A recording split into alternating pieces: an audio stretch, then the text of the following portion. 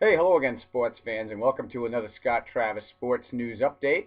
I'm Scott Travis, and before I get into what I'm going off about with the local teams, I'm going to talk a little bit about the Bruins, the Pats, and the Red Sox, and what's been going on with them. First, I'd like to give a shout out to a group. It's a cause that's near and dear, I think, to a lot of people, especially myself, and I think there's someone who knows someone who's had to deal with cancer and or has lost a loved one to cancer. So there's a group that's been put together. It's called Karen's Crew, and they've got an event called Breaking Boards to Find a Cure. And all the benefits and proceeds of that, we're going to go to benefit the Gloria Jenner Breast Cancer Foundation. What they're doing is they're selling the boards for $5 per board, and then they'll all get broken during the water fire. There's a special water fire on Saturday, October 12th. So it's a great cause. I just wanted to give a shout out to that, hopefully help promote that and get some sales of those boards. And if you are interested, you can look up the group, Karen's Crew, on Facebook, or you can also get in touch with Beth Ammerman and her email. You can email her at bethammerman@yahoo.com. Okay, and thanks on that note, folks. Okay, let's talk about the Patriots quick. 2-0, not really impressive in either game. Brady acting kind of like a punk teenager in that last game. Not his best moments. He's going to have a lot more patience than that with the young guys. He did acknowledge afterwards he was a little bit out of line. I mean, we love the guy because he's a competitor and a perfectionist, but he has to realize he doesn't have the same veteran guys. He doesn't have Troy Brown. He doesn't have Randy Moss or anyone like that on the roster. So he's got to help these kids out, help them get a feel for the offense, bring them along, do what he has to do. Julian Edelman has really stepped up. I'm just concerned for his health and safety long term. He usually, taking some of the hits and the amount of catches he's made in the first couple of games, I worry about that. Danny Amendola, word just coming out a few minutes before 6 tonight on Tuesday. Danny Amendola, it's just a groin injury. He's not going to need sports hernia surgery, so may only be out a few weeks, which would be nice. So hopefully he can come back healthy. There's also been talk today that Gronk is, some sources are reporting he's 50-50 to play on Sunday. I say my opinion on that is if he's healthy, ready to go, then put him in there. But if he's not fully healed and fully in football shape, there's a big difference in getting in football shape, and he wasn't able to do as much working out. They reported in the off season he had the back and the arm surgery. So if Gronk's ready to go, the Pats offense certainly could use him, but if he needs another week, give him another week. That's my thought on him. Alfonso Denard, cornerback, was back in court in Nebraska for that DUI he had been arrested for. That his probation, fortunately for him and the Pats for now, has been extended to December 5th when he goes back for the actual case about the DUI.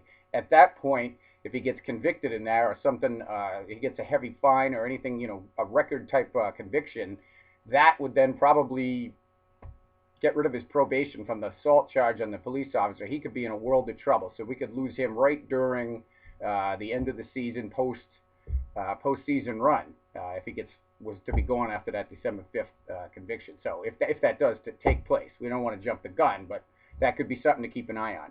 The Bruins opened up the preseason last night in Montreal. It was great to see. Jarome Iginla banged in 2 goals. He showed that quick release. He, Lucic, and Krejci were obviously one of the few veteran lines out there, and they pretty well dominated that beginning of the game. I liked them right off the opening face-off, so that was great to see. A lot of good young defensemen looked good. The young guy Nick Johnson had a couple of goals. Torrey Krug saw a lot of ice time. Looked pretty impressive out there. So had to like what we saw. It was the B roster group. Tonight they're sending the A roster group. Oh, by the way, Bruins posted a 6-3 win. And Tuukka didn't play last night. He's going to supposedly start tonight. And Nicholas Fedberg will come in about halfway through to replace him. They're playing the other side of the squad. The A side is playing the Capitals down in Baltimore tonight. An exhibition game down in Baltimore. Louis Eriksson will make an appearance. But no Patrice Bergeron, he's not going to play. Brad Marchand is going to play. Bergie's still healing up from those injuries. He's practicing, but there's no point in getting him hit or anything ahead of time.